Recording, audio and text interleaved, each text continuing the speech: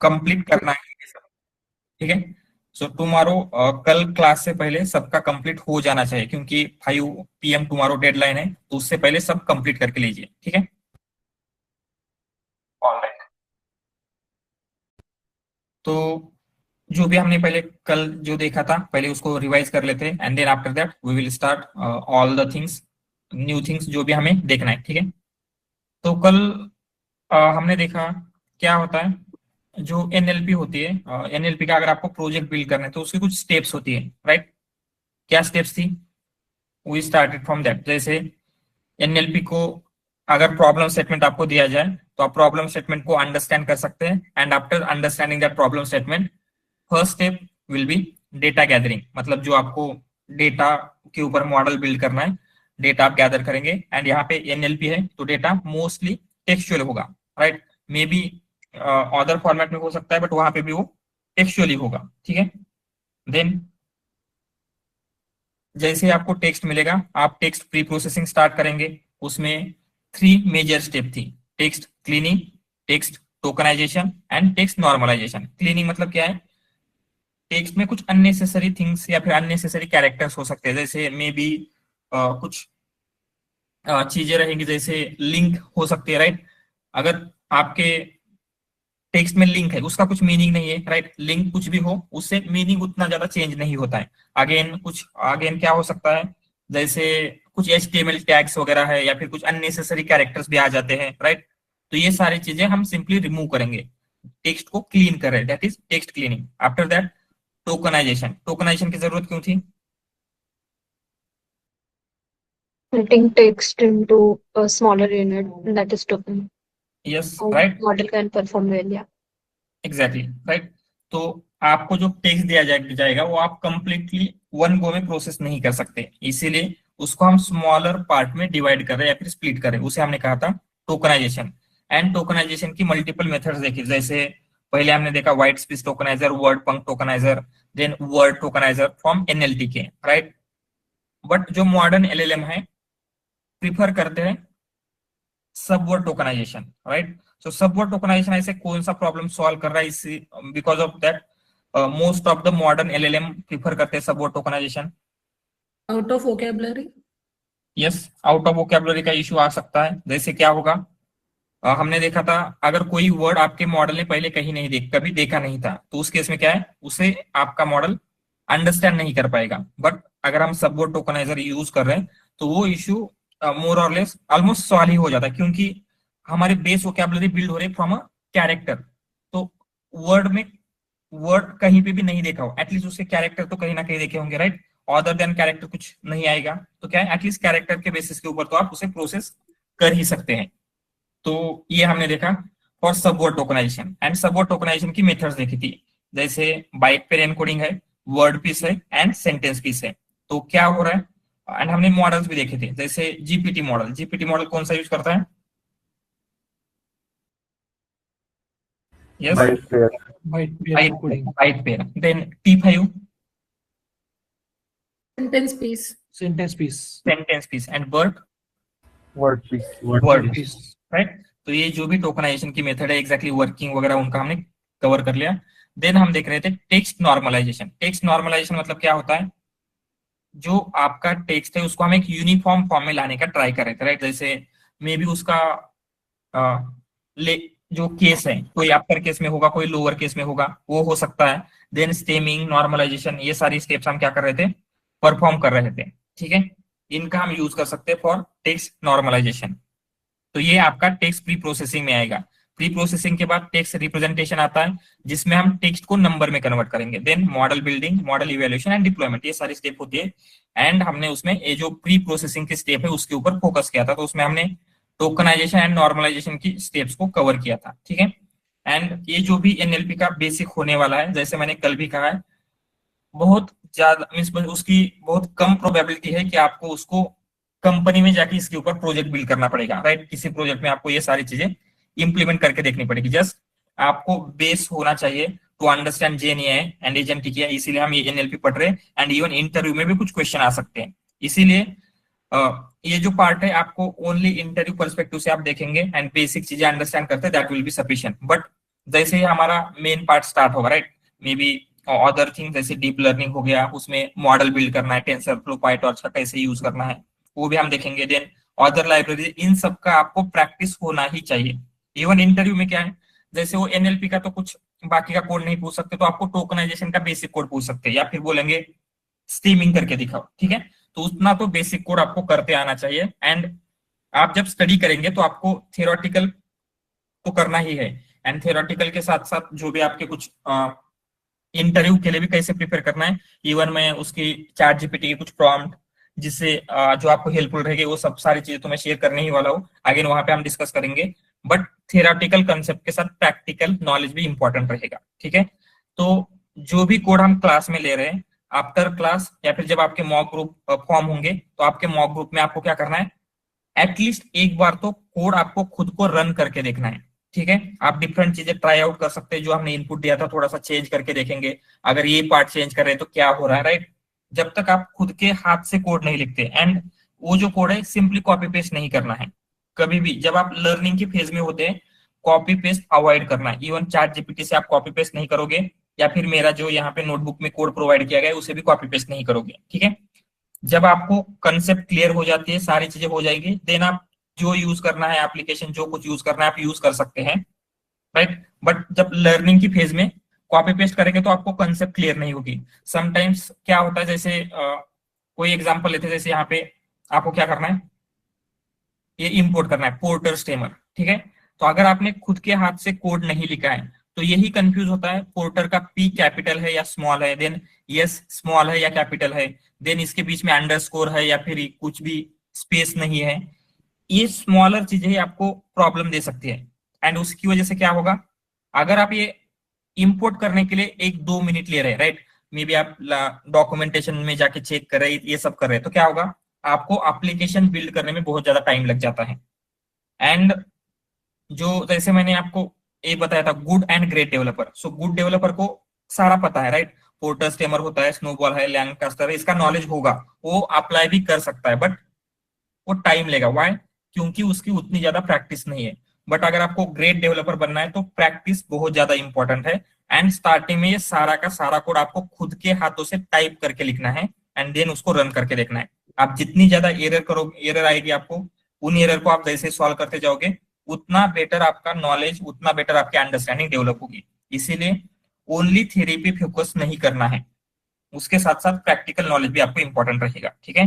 तो ये code at least एक बार तो सबको रन करके देखना ही है। इसमें कुछ क्यूरियोसिटी आती है, वो आप चेक कर सकते हैं, राइट। एंड अभी आपके पास कुछ भी चीजें चेक करने के लिए गूगल है, जेमिनी है, चैट जीपीटी है, और बहुत सारे एआई, बहुत सारे एप्लीकेशन है, राइट, डॉक्यूमेंटेशन है, किसी का भी आप रेफरेंस ले सकते हैं। एंड जितना आप बेटर वे में उसको अप्लाई करके देखेंगे, मल्टीपल वेज में इसको कैसे अप्लाई करेंगे, उतना आपको क्या है, ये चीजें डीपर लेवल पे अंडरस्टैंड होगी, ठीक है।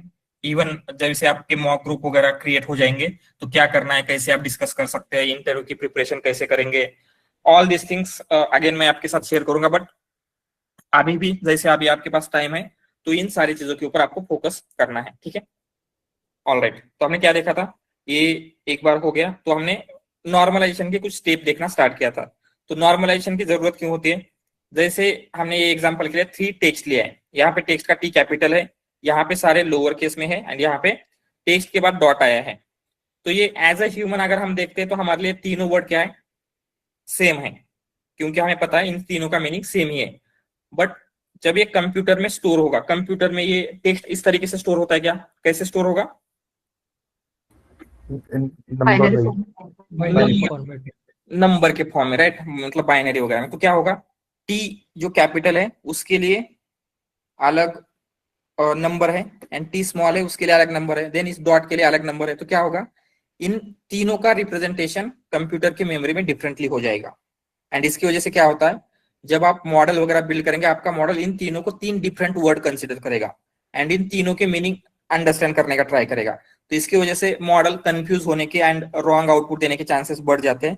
टू अवॉइड दैट हम टेक्स्ट को क्या करेंगे, नॉर्मलाइज करेंगे। नॉर्मलाइजेशन मतलब सबको एक यूनिफॉर्म फॉर्म में लेके आते हैं, so that model better way में आपका जो कॉन्टेक्स्ट है, आपका जो टेक्सचुअल डेटा है, उसे अंडरस्टैंड कर सके। सिंपल। एंड हमने सबसे फर्स्ट मेथड देखी थी लोअर केसिंग।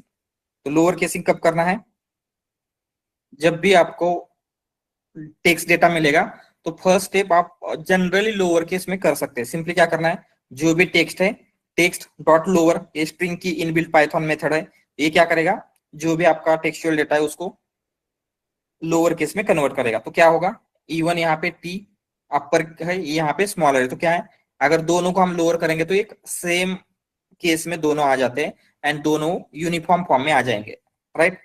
तो कौन से ऐसे यूज केसेस है जहां पे हम लोअर केस करना अवॉइड कर सकते हैं, रिकॉग्निशन। राइट। तो जहां पे भी आपको केसेस इंपॉर्टेंट है, जैसे एनईआर का एग्जांपल देखा था, तो वहां पे हम क्या करेंगे, जैसे बिल गेट्स, यहाँ पे बिल पर्सन है, या फिर जो आपका इलेक्ट्रिसिटी बिल, जो भी ये बिल होता है वो है, वो फाइंड आउट, वो करने में डिफरेंट थोड़ा सा डिफिकल्टी जा सकती है, तो इसको हम अवॉइड करेंगे जहां पे एनईआर वगैरह हम कर रहे हैं, ठीक है। देन हमने स्टेमिंग देखा था, स्टेमिंग क्या कर रहा है, सफिक्स रिमूव करेगा रूट फॉर्म में, रूट फॉर्म में कन्वर्ट करेगा। तो यहाँ पे हमने ये वर्ड लिखे, वॉक, वॉक्ड, वॉक्स, वॉकिंग, तो ये सारे वर्ड क्या है, इनका रूट फॉर्म एक ही है, मतलब मीनिंग वॉक ही है, but just because of tenses हम कौन से टाइम की बात करें उसके अकॉर्डिंगली हमने उसके फॉर्म चेंज किए।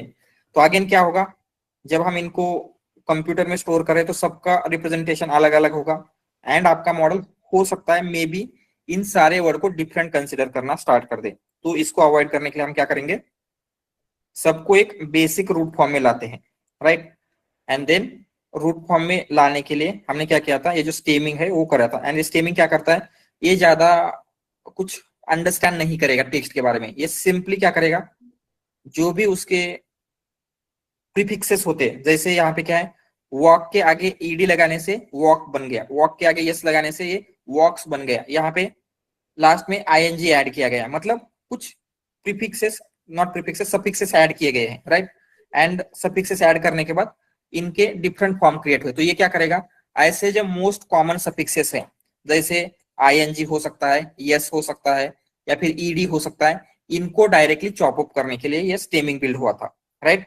एंड जब आप स्टेमिंग करेंगे तो मेजरली दो चैलेंजेस आप फेस कर सकते हैं, यहाँ पे over stemming and under stemming. Over stemming में क्या हो रहा है, जो दो अनरिलेटेड वर्ड है, जैसे न्यूअर एंड न्यूज, ये दोनों का बेस फॉर्म सेम है या सेम है क्या, जैसे यहाँ पे वॉक, वॉक, वॉकिंग, इनका सेम था, ये दोनों वर्ड सेम है,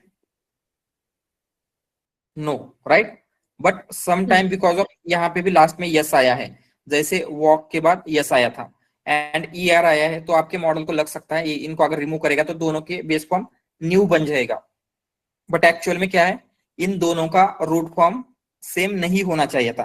तो इस प्रॉब्लम को हम बोलेंगे over stemming. And under stemming में क्या होता है, ऐसे दो वर्ड जैसे वॉक्स एंड वॉकिंग, इन दोनों का रूट जो है वो सेम है, तो यहाँ पे बिकॉज ऑफ सम रीजन उसने इसका यस नहीं निकाला, तो क्या होगा, ये वॉक्स रहेगा एंड ये वॉक बनेगा, मतलब दो डिफरेंट रूट फॉर्म आ रहे हैं। तो क्या हो रहा है, two or more unrelated word reduce to same stem, unrelated word को सेम स्टेम मिल रहा है, that is over stemming, and related word को डिफरेंट स्टेम मिल रहा है, that is under stemming. And then stemming की कुछ मेथड देखी थी, Porter stemmer, snowball stemmer, Lancaster stemmer. Porter क्या करता है, इसके बीच में कुछ रूल्स लिखे हुए, बट ये ओनली इंग्लिश लैंग्वेज पे वर्क करेगा। And porter, snowball almost same work करेंगे, बट स्नोबॉल क्या करता है, मल्टीपल लैंग्वेज सपोर्ट करता है। एंड लैंकास्टर एग्रेसिव स्टेमर है, एंड बिकॉज ये एग्रेसिव स्टेमर है, कौन सा प्रॉब्लम मोस्ट कॉमनली इसमें आ सकता है, ओवर स्टेमिंग या अंडर स्टेमिंग,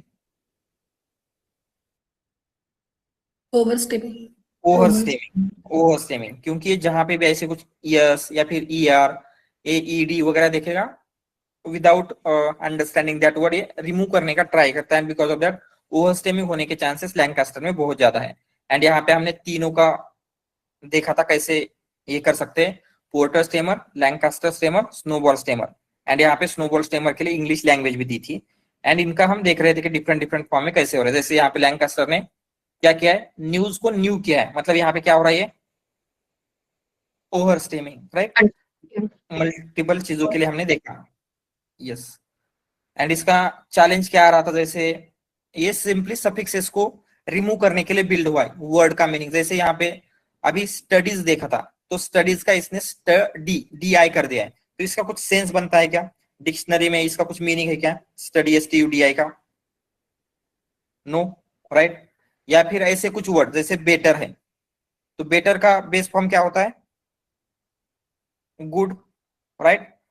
तो सिंस स्टेमिंग सिर्फ सफिक्सेस रिमूव करने के लिए बिल्ड हुआ है, ये ऐसे जो प्रॉब्लम है इनको हैंडल नहीं कर सकता। तो हम क्या चाहते हैं, जो आपका रूट फॉर्म है वो एकदम करेक्ट रूट फॉर्म में मेजर होना चाहिए, मैप होना चाहिए। जैसे अगर हम बेटर देते हैं तो उसे गुड करना चाहिए, या फिर हम स्टडीज देते हैं तो उसकी स्पेलिंग ठीक से स्टडी देना चाहिए। तो इसके लिए हम क्या यूज करते हैं instead of stemming?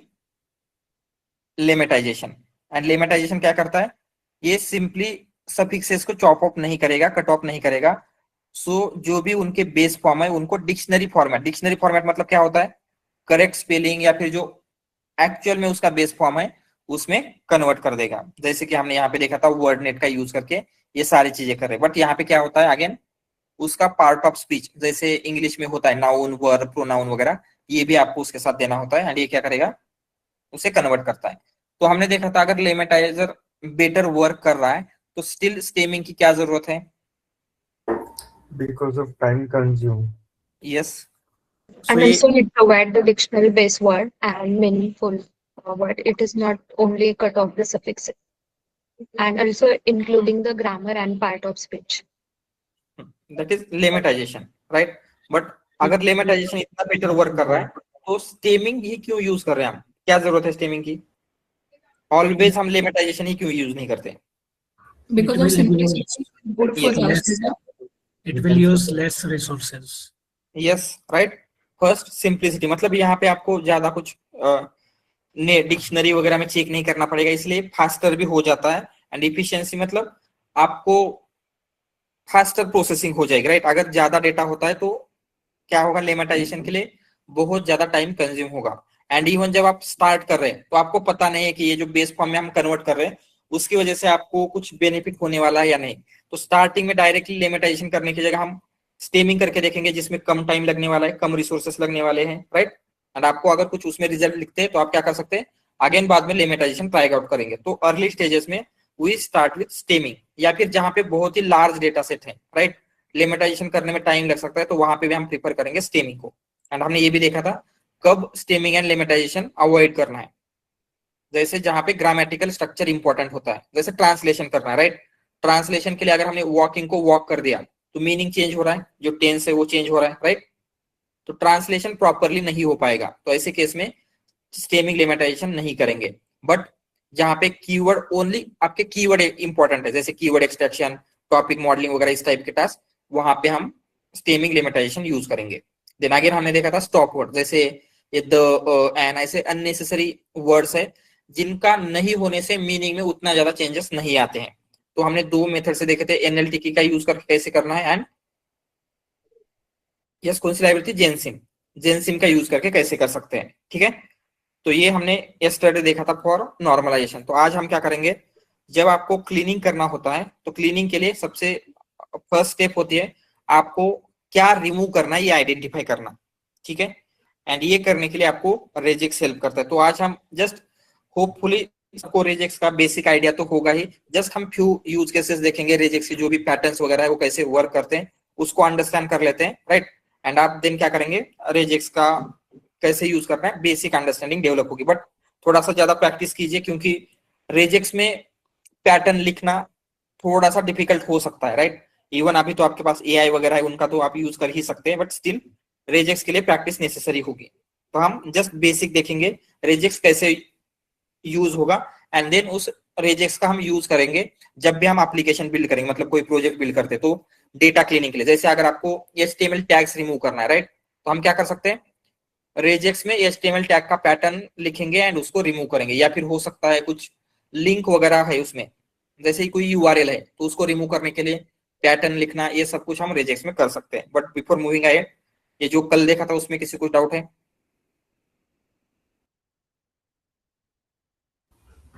Sir, could you please repeat what's the difference between the Jensen and the stop words which the NLTK provides? या तो बेसिकली यहाँ पे जो हमने यूज किया था NLTK में क्या हो रहा है, कंट्रोल आपके पास है। कंट्रोल मतलब जैसे हमने यहाँ पे इंग्लिश की लिस्ट ली थी, राइट, तो इस लिस्ट में कौन से वर्ड होने चाहिए, कौन से वर्ड स्टॉप वर्ड है एंड कौन से वर्ड स्टॉप वर्ड नहीं है, ये आप खुद कंट्रोल कर सकते हैं। जैसे आपको लिस्ट मिली है तो हम लिस्ट में से कोई भी वर्ड रिमूव कर सकते हैं, जैसे हमने नॉट को स्टॉप वर्ड की लिस्ट से रिमूव किया था, या फिर कुछ वर्ड को हमने स्टॉप वर्ड की लिस्ट में ऐड किया था, तो आपको यहाँ पे कंट्रोल मिलता है, ठीक है। बट कंट्रोल मिलने की वजह से डिफरेंस क्या आएगा, ये सारी चीजें आपको करनी पड़ेगी। आपको ये जो फंक्शन हमने लिखा था, तो क्या हो रहा है, आप लोअर में कन्वर्ट कर रहे हैं, देन हर एक वर्ड चेक कर रहे हैं कि वो स्टॉप वर्ड है या नहीं, देन उसको रिमूव कर रहे हैं, राइट। तो ये आपको हम बोल सकते हैं कि ज्यादा एफर्ट्स लेने पड़ रहे हैं, बट कंट्रोल आपके पास है, सारी चीजें आप कंट्रोल कर रहे हैं। बट जेएनसी में क्या होता है, आपको सिंपली एक मेथड मिलेगी, एक फंक्शन मिलेगा जिसका यूज करेंगे तो ये सारे स्टॉप वर्ड रिमूव करता है। बट यहाँ पे आपके पास कंट्रोल नहीं है, स्टॉप वर्ड में कौन से वर्ड होंगे कौन से नहीं होंगे ये आप कंट्रोल नहीं कर सकते। तो वहां पे एनएलटीके में कंट्रोल आपके पास है, एफर्ट ज्यादा है, यहाँ पे इसको इंप्लीमेंट करना इजी है, बट आपको कंट्रोल नहीं मिलेगा, ठीक है। Thank you. या ऑलराइट, तो जैसे मैंने कहा था अभी हम क्या करेंगे, रेजेक्स देखेंगे। तो रेजेक्स में क्या होता है, आपको कुछ पैटर्न्स आइडेंटिफाई करने होते हैं, एंड वो पैटर्न्स कैसे आइडेंटिफाई होते हैं वो हम थोड़ा सा देखेंगे। But before moving to regex, आपको रॉ स्ट्रिंग पता होना चाहिए। क्या होती है रॉ स्ट्रिंग पाइथन में?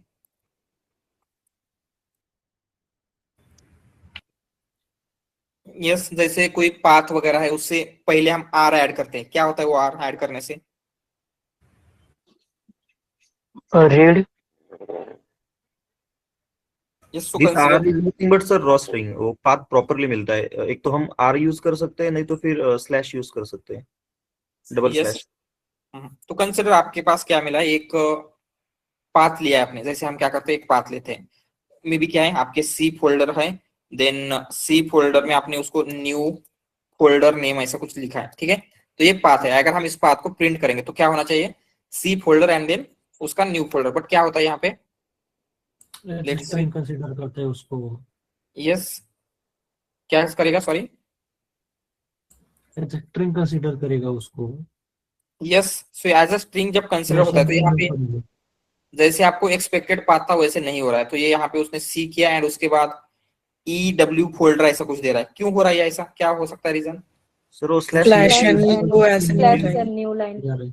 यस, मतलब पाइथन में ऐसे कुछ कैरेक्टर होते हैं जैसे स्लैश एन स्लैश टी, उनका मीनिंग होता है, जैसे इसका मीनिंग है न्यू लाइन, तो ये इसको न्यू लाइन कंसिडर कर रहा है, एंड सी से पहले स्लैश एन को न्यू लाइन कंसिडर करके उसको न्यू लाइन में ले गया एंड उसके आगे का न्यू लाइन में उसने प्रिंट किया। तो ये प्रॉब्लम आ सकते हैं, राइट। ऐसे जो भी ये कैरेक्टर्स है उनका वजह से प्रॉब्लम आता है। But to avoid this type of problem, जब हम स्ट्रिंग से पहले आर ऐड करेंगे तो क्या होगा,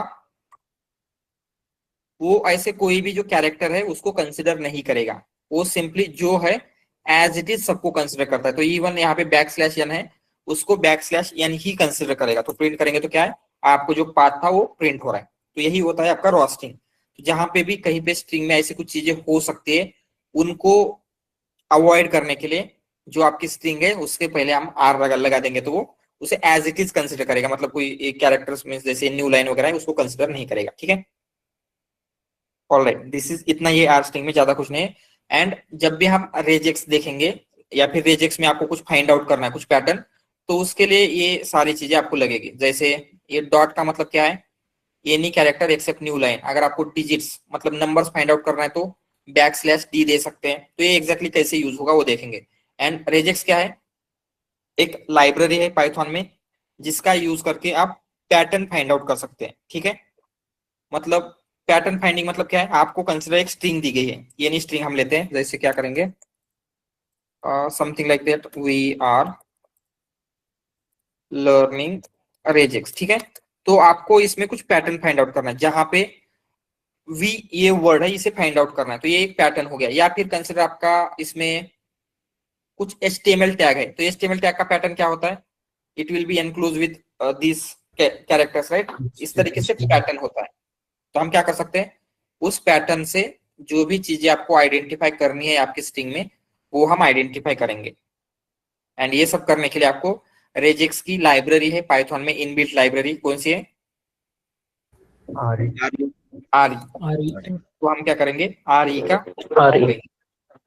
यस, तो हमने आरई से उसे इंपोर्ट किया। देन अभी हम क्या कर सकते हैं, आपको सबसे पहले क्या करना है, पैटर्न लिखना है, मतलब आपको कौन सा पैटर्न फाइंड आउट करना है। तो कंसिडर अभी आपको सिंपली वी फाइंड आउट करना है, तो हमने वी लिखा। एंड रिजेक्ट्स में क्या है, अगर आपको जितने भी वी के इसमें ऑकरेंसेस है वो फाइंड आउट करना है तो R E dot find all, ये मेथड का हम यूज करेंगे। एंड उसमें आपको दो चीजें देनी है, एक तो पैटर्न मतलब एग्जैक्टली क्या फाइंड आउट करना है, एंड देन टेक्स्ट। टेक्स्ट मतलब क्या होगा, कहां पे फाइंड आउट करना है। हम क्या बोल रहे हैं, हमें वी फाइंड आउट करना है इन दिस स्ट्रिंग। सिंपल। तो रन करेंगे तो क्या है, जहां पे भी उसको वी का ऑकरेंस मिलेगा उसे प्रिंट करता है। कंसिडर यहाँ पे एक और वी है तो क्या करेगा, इन दोनों ऑकरेंस को दे रहा है, तो दो जगह पे उसको वी मिला। सिंपल। यहाँ पे तो जस्ट हम फाइंड आउट कर रहे हैं, बट उसको आपको रिप्लेस करना है, जैसे जहां पे भी वी है उसको आपको रिप्लेस करना है, तो यहाँ पे अदर भी मेथड यूज होते हैं। मतलब हम क्या कर सकते हैं, इस स्ट्रिंग में से आपको वी हर जगह से रिमूव करना है, या फिर वी की जगह पे कुछ और चीजें चाहिए, इन सारी चीजों के लिए ये रेजेक्स आपको हेल्पफुल रहेगा। तो ये जस्ट पैटर्न फाइंड आउट नहीं कर सकते, उस पैटर्न के साथ आपको जो भी चीजें करनी है वो आप टास्क परफॉर्म करेंगे। जैसे हमने यहाँ पे वी को फाइंड आउट किया है, और थोड़ा सा बनाते हैं तो हम क्या करेंगे, ये जो कुछ स्पेशल कैरेक्टर यूज होते हैं रेजेक्स में, उनका one by one meaning and कैसे यूज होगा वो देखेंगे। ठीक है, तो फर्स्ट क्या है, ये जो डॉट होता है, तो डॉट क्या करेगा, हम ऐसे बोल सकते हैं any character except new line, मतलब न्यू लाइन को छोड़ के जो भी कोई कैरेक्टर है उसे वो आइडेंटिफाई करने में हेल्प करेगा। कैसे करेगा बोलते हैं, कंसिडर हम यहाँ पे क्या करेंगे, वी के साथ डब्ल्यू के बाद और भी कुछ है, डब्ल्यू ए है, डब्ल्यू एच, जस्ट रैंडमली कुछ लेते हैं। ठीक है, ये ऐसी चीजें हैं। तो आपको क्या फाइंड आउट करना है, ऐसा एक वर्ड चाहिए जिसमें स्टार्ट डब्ल्यू से हो बट बाद में कुछ भी आ सकता है। मतलब आपको वी चाहिए, डब्ल्यू ए चाहिए, W H and W M. ठीक है, तो यहाँ पे तो हम वी दे रहे थे, बट अभी हमें सारे लेटर्स दे सकते हैं क्या, वी वे ये सब कुछ, राइट। ऐसे देंगे तो मतलब आपको ही फाइंड आउट करना पड़ेगा क्या क्या चीजें हैं। तो हमें क्या पता है, स्टार्टिंग डब्ल्यू एंड उसके बाद एक कैरेक्टर होना चाहिए। एंड हमने यहाँ पे देखा है एनी कैरेक्टर के लिए क्या कर सकते हैं, हम ये डॉट दे सकते हैं। तो हम क्या करेंगे, डब्ल्यू डॉट देंगे, तो ये क्या करेगा, ये यहाँ पे इस स्ट्रिंग में चेक करेगा डब्ल्यू कहाँ पे है, एंड देन डब्ल्यू के बाद एक सिंगल कैरेक्टर होना चाहिए। ठीक है, तो डब्ल्यू के बाद एक सिंगल कैरेक्टर कहाँ कहाँ है, यहाँ पे है, यहाँ पे है, इन सारे ऑकरेंस को फाइंड आउट करेगा। बट इसमें क्या कंसिडर नहीं होता है डॉट में, new line, other than new line all चीजें वो फाइंड आउट करके देगा। सो लेट्स सी, ये क्या कर रहा है, वी वे ये जो भी W A W H W N है उनके ऑकरेंस दे रहा है। तो डॉट का मीनिंग समझ में आ रहा है, यस अभी। स्पेस भी लेगा क्या डॉट में? यस, स्पेस भी दे सकते हैं, जैसे यहाँ पे डॉट के बाद एक स्पेस देते हैं तो वो भी लेगा। तो यहाँ पे क्या है, डब्ल्यू एंड स्पेस भी ये दे लेगा। या फिर उसमें कुछ नंबर्स वगैरह है, जैसे आपने ये 6 ऐड कर दिया तो ये W6 भी फाइंड आउट करेगा। ठीक है, anything all the things just except new line को कंसिडर नहीं करेगा, बाकी ये सारी चीज लेगा। ठीक है, सिंपल। इसी तरीके से हम क्या करते हैं, ये जो बाकी के स्पेशल कैरेक्टर्स है उनका यूज करके पैटर्न्स बिल्ड करेंगे। जैसे ये क्या है, आप जब \d देते हैं तो उसका क्या मीनिंग है,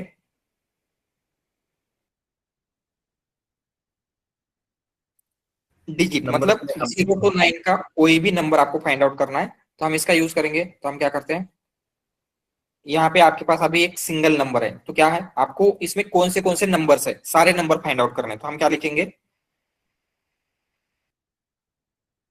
\d। ठीक है, तो ये करने से एक प्रॉब्लम आ रहा है, क्या बोल रहा है, ये चेक करेगा जब भी हम स्ट्रिंग देते हैं तो इसे क्या लग रहा है कि हम उसको \n मतलब न्यू लाइन है, तो उसी तरीके से \d का कुछ मीनिंग हो सकता है वो दे रहा है, बट हमें इसको रॉ बनाना है। तो हम क्या क्लिक करेंगे,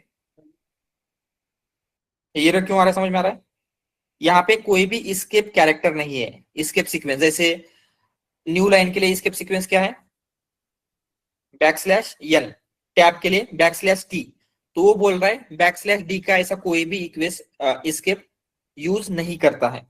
तो हम क्या करेंगे, इसको रॉ स्ट्रिंग में कन्वर्ट करने के लिए सिंपली इसके पहले r लगा देना है।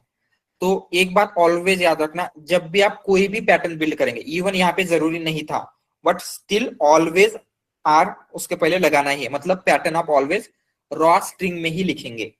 ठीक है, ये समझ में आ रहा है अभी रॉ स्ट्रिंग क्यों यूज करना है फॉर एवरी पैटर्न।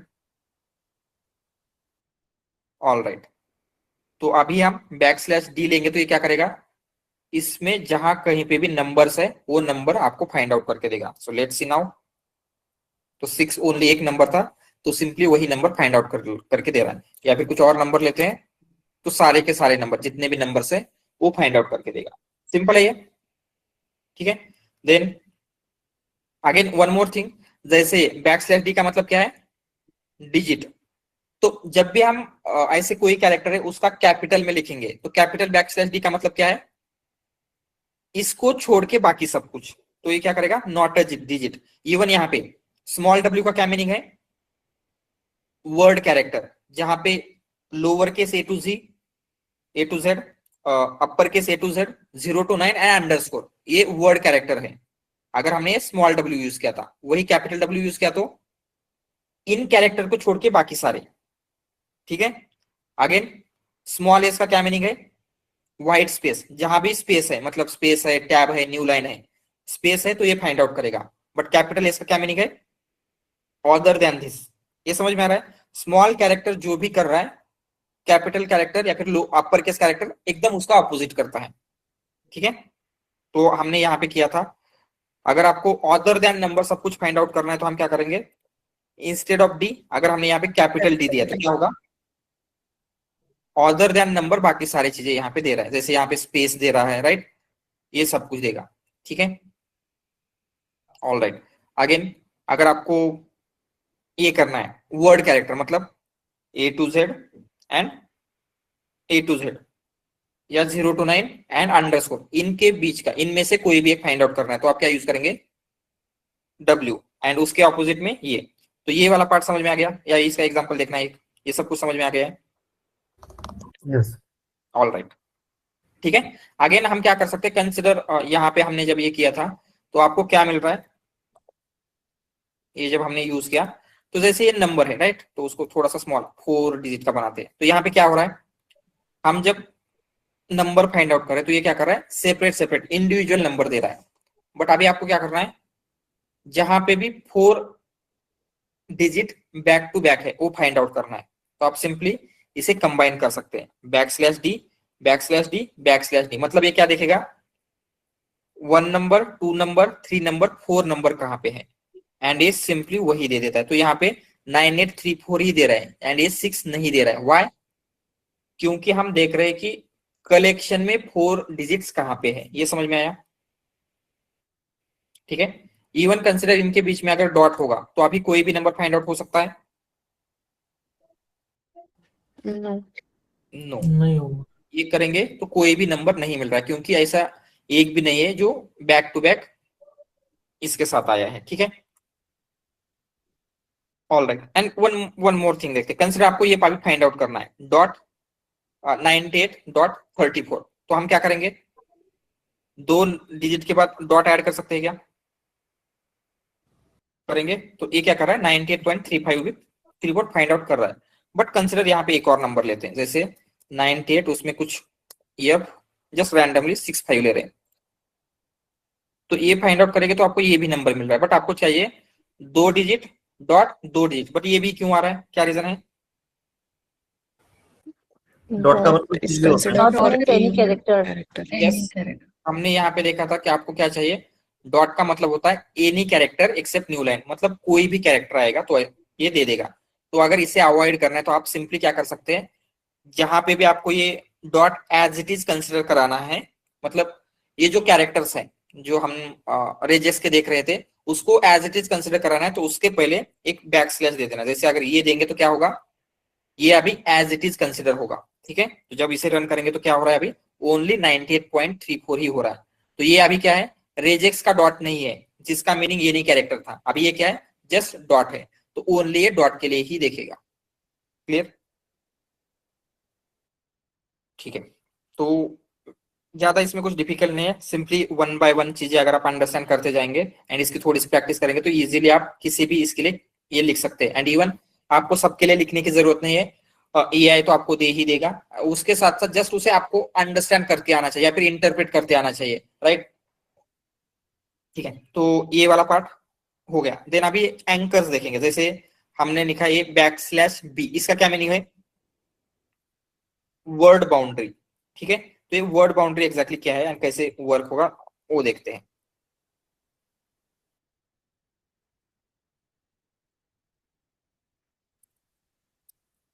तो एग्जांपल के लिए लेते हैं हम टेक्स्ट। ठीक है, टेक्स्ट में क्या है,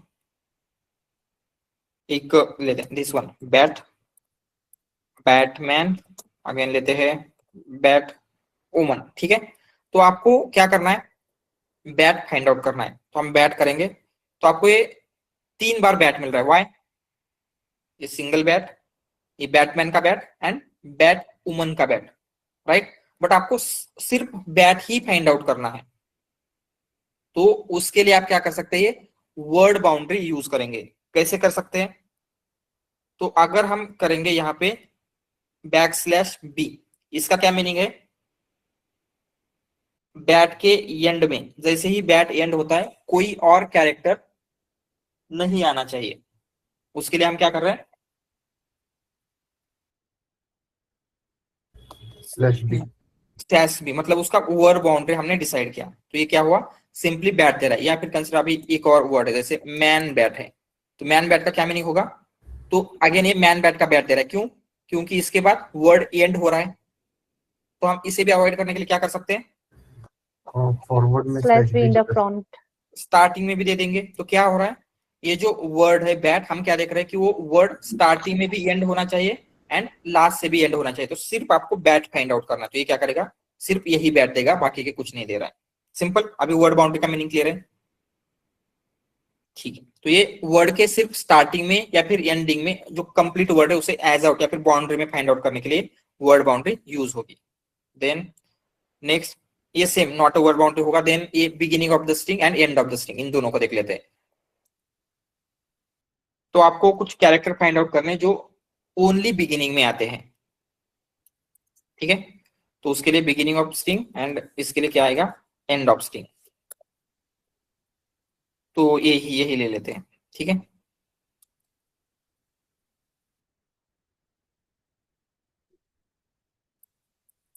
कंसिडर यहाँ पे भी आपको क्या करना है, ये जो W एंड डॉट, एनीथिंग जो भी है, WE WH ये सब कुछ आ रहा है वो फाइंड आउट करना है। ठीक है, बट हम क्या चाहते हैं, वो सिर्फ अगर स्ट्रिंग के स्टार्टिंग में हो तो ही फाइंड आउट करना है। तो क्या करेंगे उसके लिए, ये जो कैप दिख रहा है इसके स्टार्टिंग में जब हम ऐड करते हैं तो क्या होगा, इसका मीनिंग क्या है, ओनली स्ट्रिंग के बिगिनिंग में ये जो W डॉट है सिर्फ वही फाइंड आउट करके देगा। तो मतलब अभी ये सिर्फ क्या फाइंड आउट करना चाहिए, तो ये ओनली V दे रहा है। तो कंसिडर यहाँ पे हमने R दे दिया है। ठीक है, तो ये R को फाइंड आउट करेगा क्या, इवन तो हमारे टेक्स्ट में R है, नो, व्हाई नॉट, क्योंकि ये स्ट्रिंग के बिगिनिंग में नहीं है। ठीक है, समझ में आ रहा है। तो कोई कैरेक्टर ओनली स्टार्टिंग में है या नहीं ये चेक करने के लिए ये कैप यूज होगा। ठीक है, देन सेम वे में हम क्या कर सकते हैं, कुछ एंड में है या नहीं, लास्ट में है या नहीं ये चेक करने के लिए क्या यूज करेंगे, डॉलर। बट वो डॉलर लास्ट में होना चाहिए। जैसे आपको कंसिडर क्या करना है, \W, इसका क्या मीनिंग होता है, एनी कैरेक्टर, नंबर, अल्फाबेट्स या फिर अंडरस्कोर। तो आपको क्या करना है, लास्ट में अल्फाबेट है या फिर कुछ और है वो चेक करना है। तो क्या करेंगे, यहाँ पे डॉलर दे देंगे, तो ये क्या करेगा, सिर्फ लास्ट में क्या है ये चेक करके देगा। जैसे यहाँ पे लास्ट में ओनली 5 है। ठीक है, ऑल राइट। तो इसका हम यूज कर सकते हैं, जैसे लास्ट में PDF वगैरह है, ये जो आपका पाथ है, तो हम क्या कर सकते हैं, इसके लास्ट में PDF है या नहीं। तो अगर हम सिंपली PDF फाइंड आउट करेंगे तो क्या करेगा, मे बी बीच में कहीं पे PDF हो सकता है, वो भी फाइंड आउट करेगा, राइट। बट अगर हमने डॉलर दिया तो सिर्फ लास्ट में देखेगा। समझ में आ रहा है क्या हो रहा है, ये and of the string start of the string clear है, ऑल राइट। तो ये देख लेते हैं। एंड ये क्या है, आप मोस्टली इनका बहुत ज्यादा टाइम क्या करते हैं, यूज करते हैं।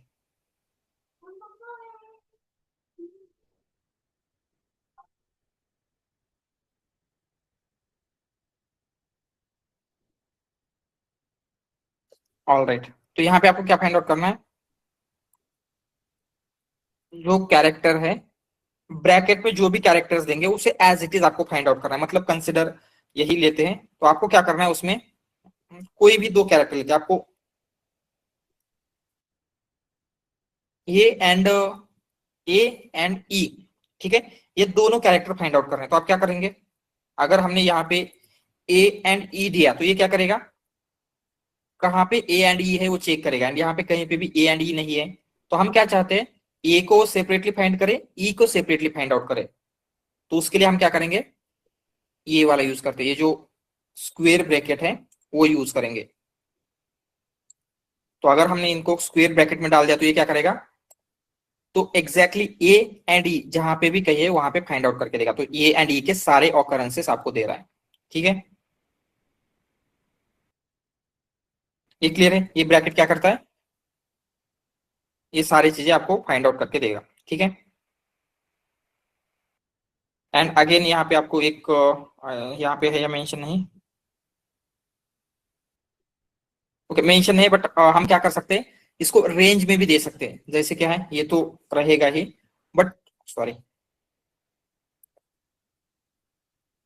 उसके साथ साथ हम क्या कर सकते हैं, रेंज में भी दे सकते हैं। आपको क्या करना है, अभी ए टू ई के बीच में जितने भी कैरेक्टर हैं, क्या क्या है, ए बी सी डी ई, ये सारे फाइंड आउट करने हैं। तो हम क्या करेंगे, इनको या तो ऐसे इंडिविजुअली दे सकते हैं, A B C D E, but ये क्या होगा, अगर जेड तक देना है तो बहुत लॉन्गर हो जाएगा। तो हम ये जो हाइफन है उसका यूज करेंगे। तो हाइफन क्या करता है, it means range of characters,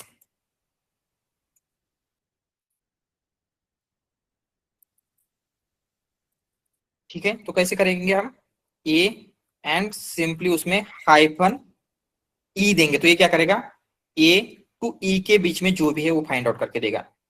अगर कंसिडर आपको 1 to 9 के बीच में फाइंड आउट करना है तो क्या कर सकते हैं, 1-9 देंगे।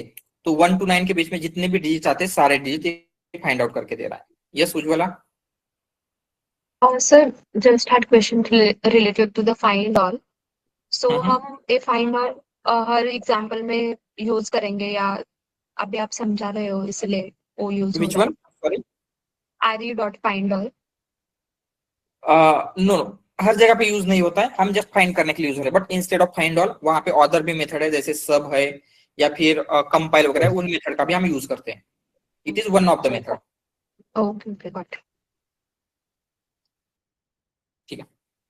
Sir, nowadays we are like writing this kind of code in the organization, or may be sometimes लिखना पड़ सकता है, जनरली उतना ज्यादा नहीं, बट स्टिल जैसे प्री प्रोसेसिंग होती है एनएलपी की, जो जैसे हम अभी ट्रेडिशनल एनएलपी देख रहे हैं, तो ट्रेडिशनल एनएलपी में इसका बहुत यूज होता था। इवन जो अभी रिसेंट मॉडर्न एप्लीकेशन है उसमें इन ट्रेडिशनल एनएलपी के कोई कंसेप्ट यूज नहीं होते। जैसे मैंने पहले लिखा था, ये यूज नहीं होगा, स्टेमिंग, लिमिटाइजेशन, इवन आपको टोकनाइजेशन भी करने की जरूरत नहीं होती है, वो भी आपका मॉडल ऑटोमेटिकली हैंडल कर लेता है, ठीक है। बट स्टिल आपका बेसिक कंप्लीट करने के लिए ये हम देख रहे हैं। जब हम एप्लीकेशन, मॉडर्न एप्लीकेशन बिल्ड करेंगे, इन सारी कंसेप्ट जो भी हम अभी पढ़ रहे हैं उतना ज्यादा यूज नहीं होता है इंडस्ट्री में, बट इसके ऊपर आपको इंटरव्यू में क्वेश्चन आ सकते हैं, इसलिए ये हमारे लिए पढ़ना इंपॉर्टेंट है। यस सौरभ। सर हम लोग ये रेजिक्स वैलिडेशन के लिए भी यूज करते हैं ना, फॉर एग्जांपल। Yes okay. और जब हम लोगों ने ये रेजिक्स पढ़ा था डेटा साइंस के बैच में, तो कुछ अलग सिंटैक्स से पढ़ा था। मतलब हम लोग कर्ली ब्रेसेस में उसका लेन दे देते कि हमें कितने रेंज चाहिए। यस यस, वो भी अभी करने वाले हैं हम आगे। Okay okay okay, yes thank you sir. ठीक है, जस्ट आपको ये बेसिक पता होने चाहिए, तो इतना डिटेल में नहीं। तो समटाइम्स क्या होता है, फॉर सम स्टूडेंट इंटरव्यू में पूछा गया था, write a regex to fetch numbers from this. तो ये बेसिक क्वेश्चन इंटरव्यू में आ सकते हैं, उतने ज्यादा नहीं आएंगे, बट एक दो क्वेश्चन बहुत ही फ्यू इंटरव्यू में, जैसे आपने 100 ने 10-20 इंटरव्यू दिए तो एक आध इंटरव्यू में आपको एक क्वेश्चन पूछे जा सकते हैं। इसलिए एटलीस्ट बेसिक नॉलेज तो होना चाहिए। ऐसे नहीं बोल सकते कि मैंने कभी भी यूज नहीं किया है, तो ये बोलेंगे तो क्या होगा, मीन्स थोड़ा सा उसके लिए इश्यू हो सकता है, ठीक है। बट जैसे मैंने पहले कहा, जो भी हमें एनएलपी की कॉन्सेप्ट देख रहे हैं, आपको मॉडर्न डे एप्लीकेशन जब आप बिल्ड करेंगे उसका कहीं पे भी यूज नहीं होता है, but to understand basic to understand NLP concept, ये इंपॉर्टेंट है एंड इंटरव्यू के पर्सपेक्टिव से भी इंपॉर्टेंट है, राइट। तो टोकनाइजेशन की कॉन्सेप्ट आगे यूज होगी, ये कॉन्सेप्ट यूज होगी, बट आपको मैन्युअली कोड वगैरह लिखना नहीं पड़ेगा उसके लिए, ठीक है। तो हमने ये क्या किया, जैसे रेंज ऑफ कैरेक्टर्स देख लिए, देन अगेन क्या कर सकते हैं, ठीक है, ये इधर और ग्रुप वगैरह, ठीक है, ये भी देखेंगे, बट अगेन यहाँ पे इसका क्या मीनिंग है, matches character not in a bracket. तो ये क्या कर रहा है, जो कैरेक्टर मैच कर रहे हैं, बट अगर हमने इसके स्टार्टिंग में ए लगा दिया, ये कैप लगा दिया, तो इसका क्या मीनिंग होगा, उसमें जो भी ब्रैकेट इसमें जो भी ये है उसको छोड़ के अदर थिंग्स, मतलब ये क्या करे, किसे अवॉइड करेगा, नंबर। नंबर्स को। सो अदर देन नंबर्स जो भी चीजें हैं उनको वो फाइंड आउट करेगा। लेट्स सी, तो ये क्या कर रहा है, नंबर को छोड़ के बाकी सबको फाइंड आउट करेगा, ठीक है। ऑल राइट, देन ये क्वांटिफायर्स देखते हैं, ये जो क्वांटिफायर्स है एग्जैक्टली क्या है, जैसे ये, ठीक है। तो ये क्या करेंगे, आपको मल्टीपल ऑकरेंसेस, जैसे हमने यहाँ पे डिजिट के लिए लिखा था, क्या लिखा था, आपको 4 डिजिट फाइंड आउट करने थे, तो कहाँ गया, डी डी डी लिखा था, राइट, बैकस्लैश डी लिखा था। तो इंस्टेड ऑफ दैट हम क्या कर सकते हैं, कितने नंबर ऑफ ऑकरेंसेस आपको इसके फाइंड आउट करने हैं वो दे सकते हैं। तो ये है क्वांटिफायर्स। सो क्वांटिफायर्स देखते हैं, तो इनमें सबसे पहले क्या है, ये देखेंगे एग्जैक्ट नंबर, मतलब कंसिडर आपको क्या करना है इसमें,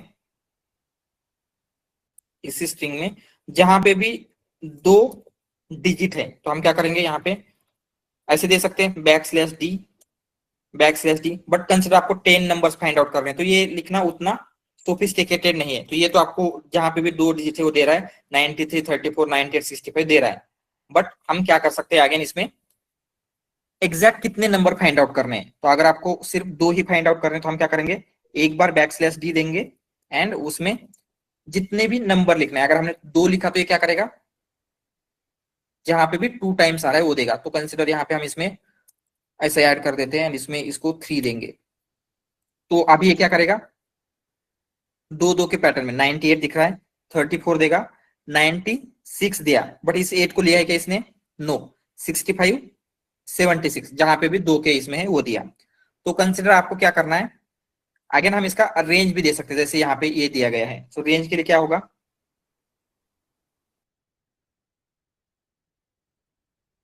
सिंपली हम उसको बोल सकते हैं जहां पे भी 1 to 4 के रेंज में है, तो यही ले लेते हैं,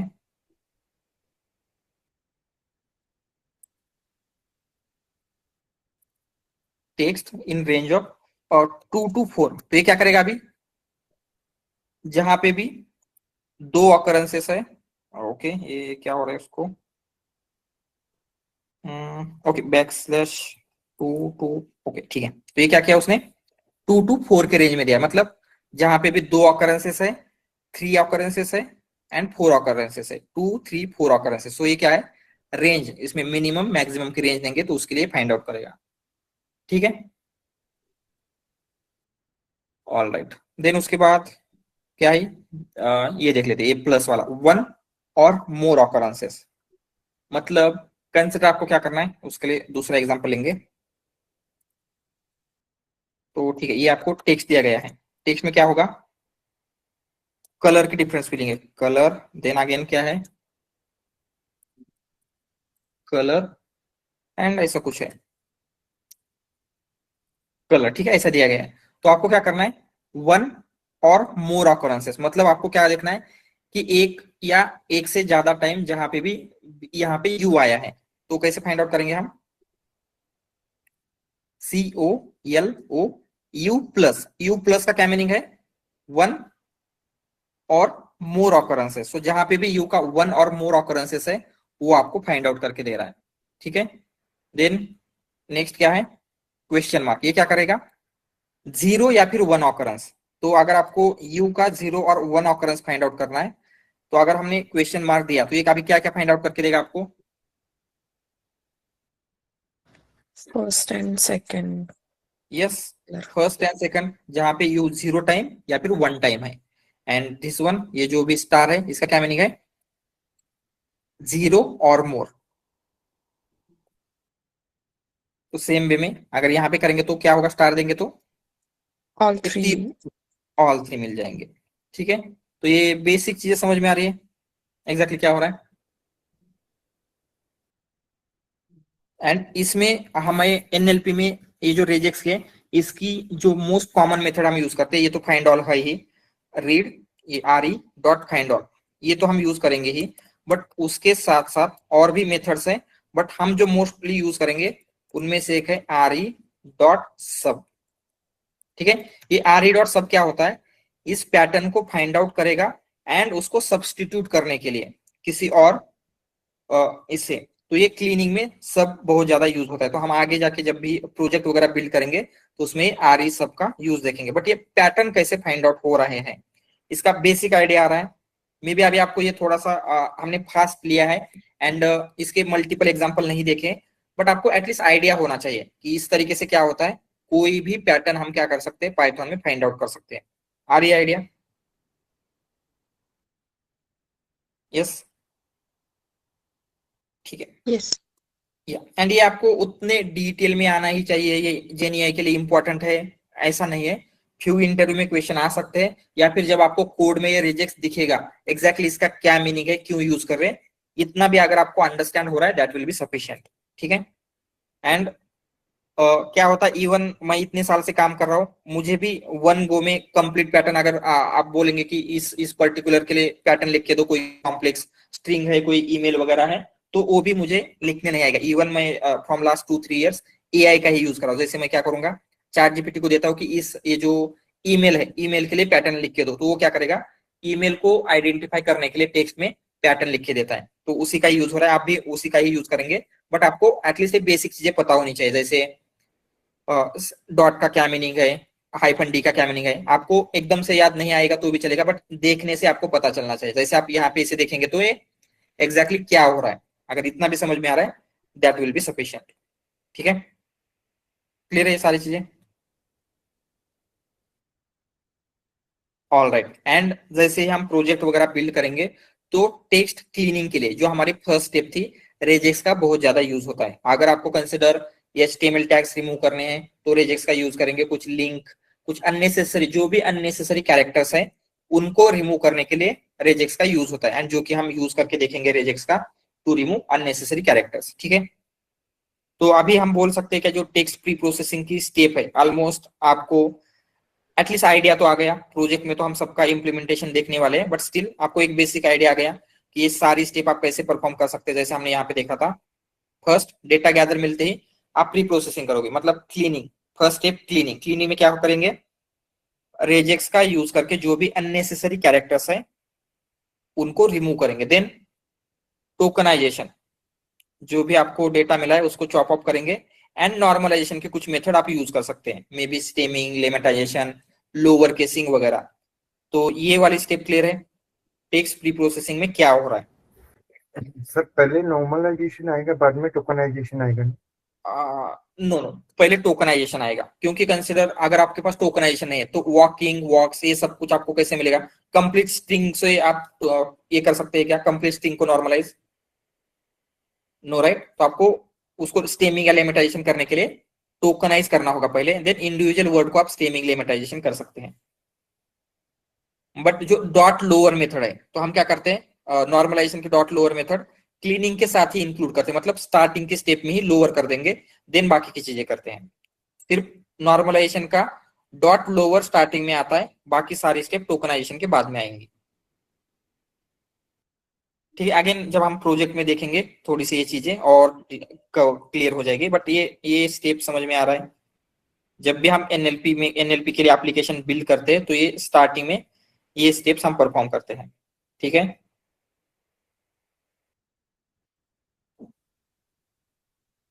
ऑल राइट, तो अभी ये होने के बाद नेक्स्ट स्टेप क्या होगी, टेक्स्ट रिप्रेजेंटेशन। तो इसका बेसिक आइडिया लेते हैं कि टेक्स्ट रिप्रेजेंटेशन मींस एग्जैक्टली क्या होता है एंड ये कैसे होगा। ठीक है, तो टेक्स्ट रिप्रेजेंटेशन मतलब क्या है, हमने क्या कहा था, क्या होता है? एम्बेडिंग। एम्बेडिंग, राइट, मतलब जो भी आपको टेक्स्ट है उसे नंबर में कन्वर्ट करना है। तो यहाँ पे लिखते हैं हम टेक्स्ट रिप्रेजेंटेशन।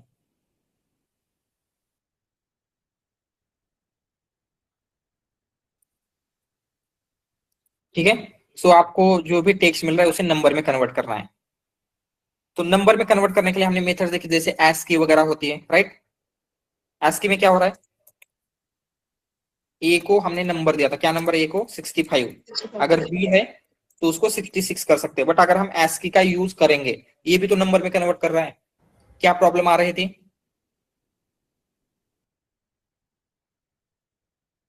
जैसे सेल है हमने देखा था CELL, तो इसके लिए रिप्रेजेंटेशन तो सेम रहेगा ASCII का, बट इससे मीनिंग कन्वे हो रहा है क्या, ये बायोलॉजी का सेल है, बैटरी है, या जुपिटर नोटबुक का सेल है, कुछ है, हो रहा है इस रिप्रेजेंटेशन से, No. नहीं हो रहा है। या फिर आपने ये दो वर्ड लिए, जॉय एंड हैप्पी, कंसिडर ये दो वर्ड, तो इनका रिप्रेजेंटेशन तो डिफरेंट लगेगा, राइट, ASCII में, बट इनका मीनिंग सेम है। तो ये भी आपको इस टाइप की जो भी प्रॉब्लम है वो कन्वे नहीं हो पा रहे इन ASCII। इसीलिए हम कुछ ऐसे मेथड फाइंड आउट करना चाहते हैं जो जस्ट ऐसे एक इंडिविजुअल नंबर ना दे, कुछ मीनिंगफुल इंफॉर्मेशन स्टोर कर सके, इसीलिए टेक्स्ट रिप्रेजेंटेशन की मेथड होती है। एंड टेक्स्ट रिप्रेजेंटेशन के लिए यहाँ पे हम ऐसे इंडिविजुअल नंबर यूज नहीं करेंगे, हम यूज करते हैं वेक्टर्स। वेक्टर्स क्या होते हैं, क्या होता है वेक्टर का meaning, Numerical representation of text. Matrix. Matrix, okay, matrix multiple vector से बिल्ड होता है, तो हम सिंपली ऐसे बोलेंगे collection of number. And having dimension, magnitude and direction. Yes, so physics के इसमें हो गया, राइट। फिजिक्स में क्या होता है, जैसे स्पीड है, स्पीड क्या है, स्केलर वेक्टर क्वांटिटी आपने पढ़ा होगा।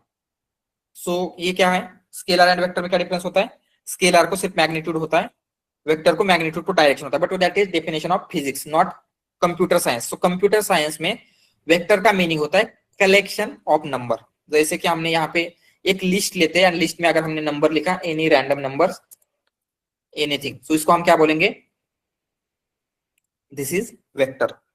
ठीक है, तो हम यहाँ पे किसी वर्ड को रिप्रेजेंट करने के लिए ऐसे इंडिविजुअल स्केलर वैल्यू नहीं लेते हैं, मतलब एक सिंगल वैल्यू नहीं लेंगे, instead of that collection of number, मतलब ऐसे मल्टीपल नंबर से इस वर्ड को रिप्रेजेंट कर रहे हैं। एंड इससे क्या होता है, इन नंबर से मीनिंग वगैरह कैसे कैप्चर हो रहा है ये हम आगे देखेंगे, बट स्टिल हम कैसे रिप्रेजेंट करेंगे, वेक्टर में रिप्रेजेंट करेंगे। समझ में आ रहा है ये।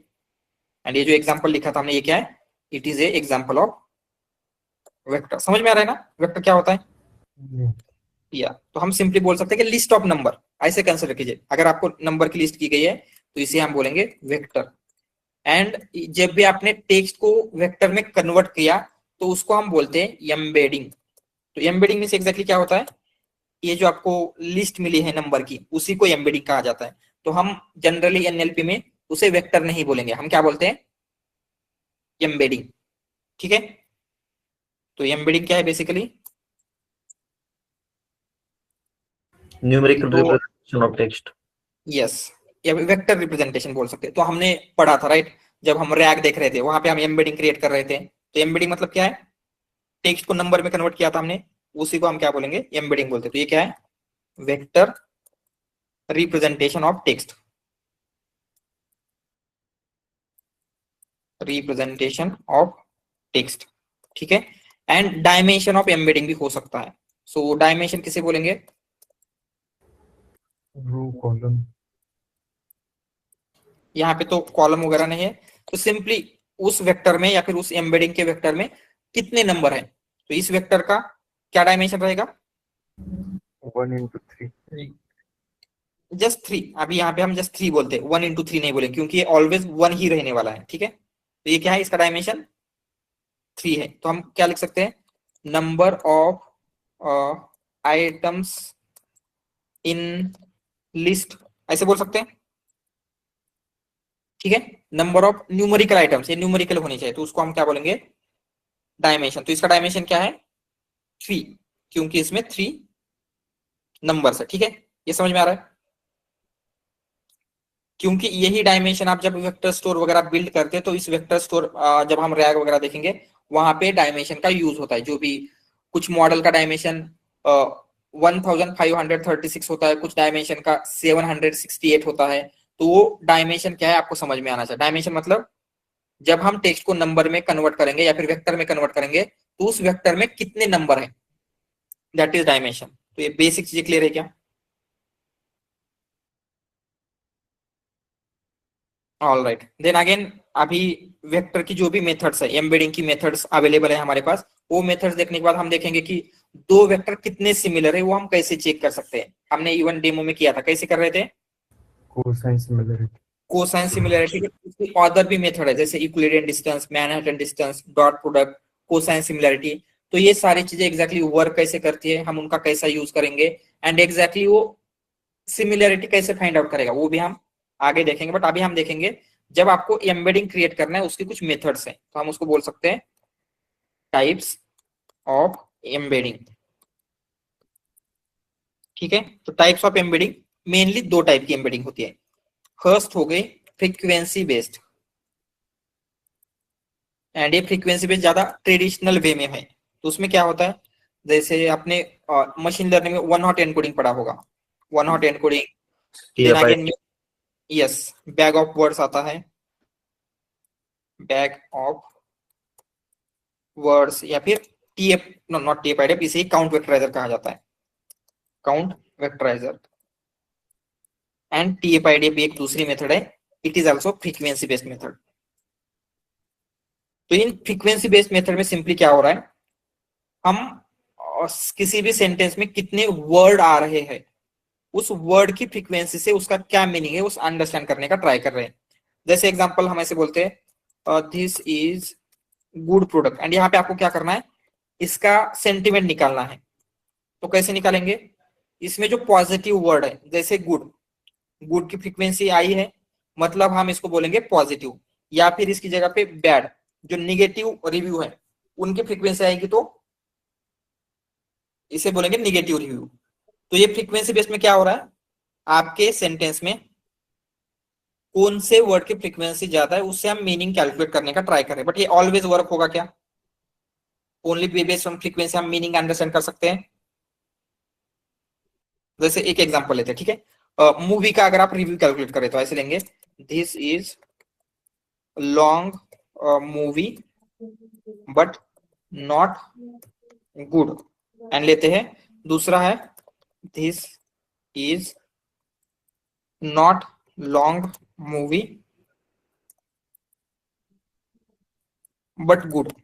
तो इन दोनों में अगर आप देखेंगे तो एग्जैक्ट सेम वर्ड है, दोनों में दिस है, दोनों में इज है, दोनों में लॉन्ग है, दोनों में मूवी, दोनों में बट, दोनों में नॉट, दोनों में गुड। तो यहाँ पे क्या हो रहा है, इन दोनों का मीनिंग सेम है या फिर सेंटिमेंट सेम है? No, right. तो ये जो फ्रीक्वेंसी बेस्ड मेथड है ये प्रीवियसली यूज होती थी फॉर सम यूज केसेस, अभी भी इनको हमें पढ़ना ही पड़ेगा for interview and understanding other method. But क्या है, इनमें मीनिंग उतने अच्छे तरीके से कैप्चर नहीं होगा, सम लेवल पे सम एक्सटेंट तक ये मीनिंग को कैप्चर करेंगे बट उतने अच्छे से कैप्चर नहीं कर पाते। तो इसीलिए सेकंड टाइप की मेथड इंट्रोड्यूस की गई थी, that is prediction based method. So prediction based में क्या हो रहा है, आपका जो कॉन्टेक्स्ट है, कॉन्टेक्स्ट के बेसिस के ऊपर हम मीनिंग को अंडरस्टैंड करना स्टार्ट कर रहे हैं, एंड उसमें है वर्ड टू वेक, अगेन आप ग्लो बोल सकते हैं, देन फास्ट टेक्स्ट, ठीक है। ये सारे मेथड आपको प्रिडिक्शन बेस्ड मेथड्स है, ठीक है। एंड देन और भी बाकी की मेथड जैसे अटेंशन मैकेनिज्म भी इसी के लिए यूज होता है, बट अटेंशन इसका भी एडवांस टाइप है, ठीक है। अगेन हम बाद में देखेंगे, बट ये फ्रीक्वेंसी की जो टाइप ऑफ एम्बेडिंग है, एम्बेडिंग आप मेनली दो वे से क्रिएट कर सकते हैं, एक तो फ्रीक्वेंसी की बेसिस के ऊपर, दूसरी प्रिडिक्शन बेस पे। तो ये क्लियर है? और सर मोस्टली कौन का यूज होता? मॉडर्न एप्लीकेशन में इनमें से कोई भी यूज नहीं होता है, उसमें अटेंशन बेस्ड यूज होती है। बट एनएलपी में मोस्टली वर्ड टू वेक ज्यादा यूज होता था प्रीवियसली, सबसे ज्यादा। Yes, sir. And suppose we are saying like we are using the word to wait, then interviewer is saying it is not used in a real-time system. If you have smaller data, then in that case you can use the word to wait. Yes. But in real time, you can use the OpenAI embedding and some other the models. Right. तो अभी जो traditional application जैसे हमने rag build किया था, तो वहां पे हमने कौन सी एम्बेडिंग यूज की थी? ओपन एआई की, राइट? OpenAI. क्योंकि वो मीनिंग को बेटर वे में अंडरस्टैंड करते हैं। वो अटेंशन बेस्ड एम्बेडिंग है। अटेंशन बेस्ड एम्बेडिंग भी जब हम आगे ये पहले कंप्लीट करके एनएलपी से आगे जाएंगे, जेएनएआई का पार्ट देखेंगे, तो वहां पे अटेंशन बेस्ड एम्बेडिंग क्या होती है एंड वो इन सबसे बेटर क्यों है वो भी हम देखेंगे। ठीक है, ऑल राइट, ये क्लियर है, समझ में आ रहा है? तो टुमारो हम क्या करेंगे, we will start with frequency based method. ये क्या है, किस तरीके से मीनिंग वगैरह कैप्चर कर रही थी, कैसे वर्क होती है, ये सब कुछ हम टुमारो देखेंगे। एंड देन अगर टाइम होता है तो इसमें सिर्फ वर्ड टू वेक देखेंगे। बाकी की अगर आपको जस्ट नेम भी पता है अपने उतना सफिशिएंट है, आपको कोई इंटरव्यू में नहीं पूछेगा एंड कहीं पे आपका यूज भी नहीं होगा, बट वर्ड टू वेक का कैसे यूज होता है, उससे क्या होगा वो भी हमें अंडरस्टैंड करेंगे। ठीक है, all right, anything else? And one more thing, अगर आप में से किसी ने अभी तक जो ग्रुप पे आप पे फॉर्म दिया गया, राइट, ग्रुप पे फॉर्म आया है, उसे आपको फिल कर देना है आज के आज ही, मतलब बिफोर टुमारो 5 PM वो कंप्लीट करना है, बट आज के आज कंप्लीट करने का ट्राई कीजिए, क्योंकि उसी से आपको मीट की लिंक मिलेगी, उसी से आपको नोट्स मिलेंगे, वहां पे जो आप इंफॉर्मेशन देने वाले उसी से आपका मॉक ग्रुप फॉर्म होगा, उसी इंफॉर्मेशन से आपके इंटरव्यू शेड्यूल होंगे। अगर आपने वो फॉर्म फिल नहीं किया तो आपको मीटिंग की लिंक नहीं मिलेगी, आपको जो नोट्स है उसका फोल्डर नहीं मिलेगा, या फिर आपके इंटरव्यू शेड्यूल नहीं होंगे, आपको मॉक ग्रुप असाइन नहीं होगा। तो सारे एक्टिविटीज के लिए वो फॉर्म इंपॉर्टेंट है। तो अभी के अभी अगर आपने कंप्लीट नहीं किया है तो उसको कंप्लीट करके लीजिए। ठीक है, all right, anything else? Any question?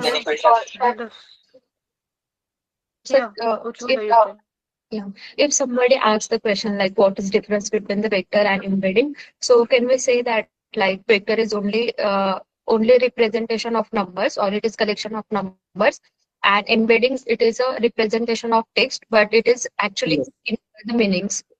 Exactly right, मतलब वेक्टर में क्या है, कुछ भी हो सकता है।